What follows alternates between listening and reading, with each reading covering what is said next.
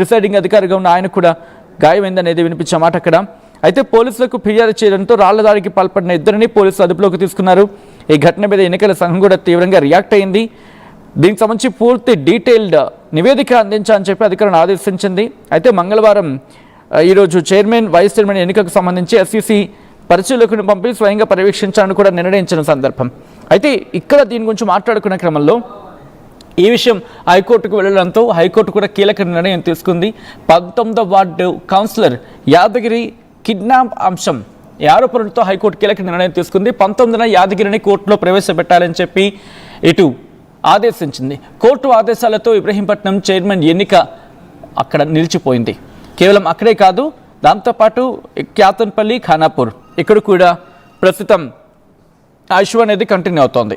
మరి ముఖ్యంగా డోర్నకల్, సుల్తానాబాద్, ఇల్లందులో కాంగ్రెస్ మెజారిటీ సీట్లు ఉన్నప్పటికీ కూడా చైర్పర్సన్, వైస్ చైర్పర్సన్ అలాగే వైస్ చైర్పర్సన్ పదవులకు మాత్రం అభ్యర్థులను ఎంపిక చేయకపోవడంతో ఆ పార్టీ సభ్యులు సమావేశానికి హాజరు కాలేదు. సో వీటిలో సుల్తానాబాద్కి సంబంధించి తేలిపోయింది, డోర్నకల్కి సంబంధించి తేలిపోయింది, ఇల్లందుకు సంబంధించి కూడా తేలిపోయింది. ఈరోజు నేటి వరకు కూడా ఇవి కాస్త క్వశ్చన్ మార్క్లో ఉన్నప్పటికీ కూడా ఈరోజు మాత్రం తేలిపోయిన పరిస్థితి ఉంది. ఇక తొర్రూరు, జనగామ, క్యాతన్పల్లి, ఇబ్రహీంపట్నంలో ఇటు బీఆర్ఎస్కి మెజారిటీ స్థానాలు ఉన్నా కూడా అక్కడ కొన్ని ఉద్రిక్త పరిస్థితులు నెలకొన్నాయి. మరి ముఖ్యంగా తొర్రూరులో మాజీ ఎమ్మెల్యే ఎర్రబెల్లి దయాకర్ రావును కాంగ్రెస్ నేతలు అడ్డుకున్నారనే మాట వినిపిస్తూ ఉంటుంది అక్కడ. దీంతోపాటు ఇటు బీఆర్ఎస్ వర్సెస్ కాంగ్రెస్గా మారింది. ఇక్కడ ఎక్స్ అఫీషియో గురించి కూడా మాట్లాడుకుంటుంటారు. సో ఇన్ డీటెయిల్గా మాట్లాడుకునే ప్రయత్నం చేద్దాం. ముందుగా కరీంనగర్ నుంచి ప్రారంభిద్దాం. కరీంనగర్కి సంబంధించి ఉమ్మడి కరీంనగర్ జిల్లా సుల్తానాబాద్ మున్సిపాలిటీకి సంబంధించి మాట్లాడుకునే ప్రయత్నం చేద్దాం. ఇక్కడ డీటెయిల్గా మాట్లాడుకునే సందర్భంలో కాంగ్రెస్కి 12 స్థానాలు ఉన్నాయి.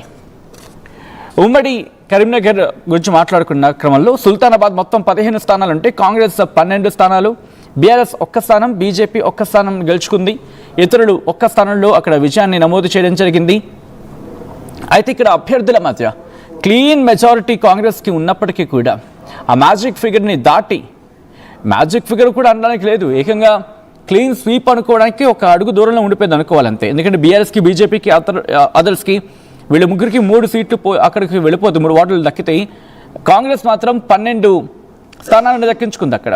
కాబట్టి క్లీన్ స్వీప్కి కొంచెం ఒక అడుగు దూరంలో ఉండిపోయింది. బట్ ఇక్కడ మాట్లాడుకునే క్రమంలో మాత్రం చైర్మన్ మాత్రం బిరుదు రాధాకృష్ణని ఎన్నుకోవడం జరిగింది అక్కడ వాళ్ళంతా కలిసి.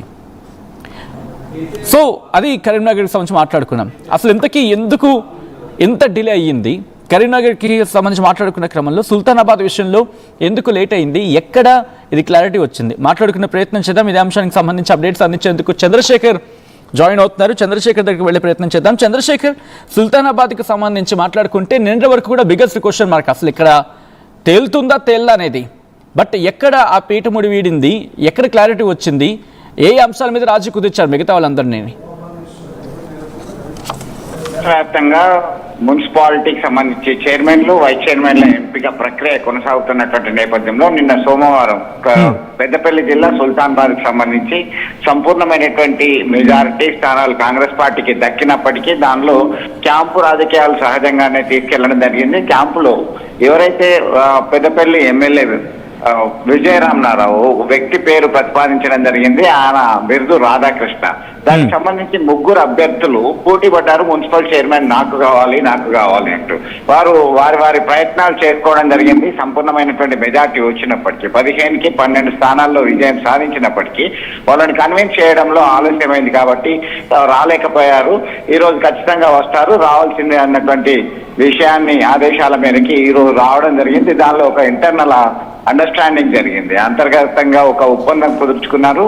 ఎవరైతే 3 ఉన్నారో 3ట్లో ఒకరిని మీకు నామినేటెడ్ పదవి ఇస్తానని చెప్పేసి వారిని ఒప్పించడం జరిగింది వారి కుటుంబ సభ్యుల నుంచి. మరో 2లో ఒకరికి చైర్మన్ పదవి, మరొకరికి వైస్ చైర్మన్ పదవి కట్టబెట్టడంతో వారు అంగీకరించారు. చివరికి గత సుఖాంతమైంది. విజయరామనారావు సమక్షంలోనే అక్కడికి రావడం జరిగింది. ఆయన ఎక్స్ అఫీషియో మెంబర్ పెద్దపల్లిలో సైతం అబ్సల్యూట్ మెజారిటీ రావడం జరిగింది. దీనిలో భాగంగా బిరుదు రాధాకృష్ణని మున్సిపల్ చైర్మన్ గా, అలాగే అంతటి పుష్పలత, అంతటి అన్నయ్య గౌడ్ అని చెప్పేసి వారి కుటుంబ సభ్యులు, ఆయన గ్రంథాలయ చైర్మన్ గా ఉన్నారు, గతంలో ఆయన సర్పంచ్ గా ఉన్నారు. మా కుటుంబం నుంచి సుల్తాన్బాద్ చైర్మన్ గా చేయడానికి మేము ఒత్తిడి తీసుకురావడం జరిగింది. దీనిలో భాగంగా అందరూ అంగీకరించిన తర్వాత ఈ రోజు 11:30-12 గంటల ప్రాంతంలో ఈ municipal chairman and vice chairman ఎన్నిక పరిపూర్తిగా కంప్లీట్ అయిపోయింది సచిన్.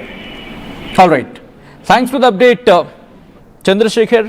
మొత్తంగా అయితే మాత్రం కరీంనగర్, ఉమ్మడి కరీంనగర్ గురించి మాట్లాడుకున్న సందర్భంలో సుల్తానాబాద్ గురించి ఒక్కసారి ఆ నెంబర్స్ చెప్పే ప్రయత్నం చేస్తున్నాను. కాంగ్రెస్కి అంటే టోటల్గా అక్కడ 15 స్థానాలు ఉంటే కాంగ్రెస్ కేవలం 12 స్థానాలను దక్కించుకుంది.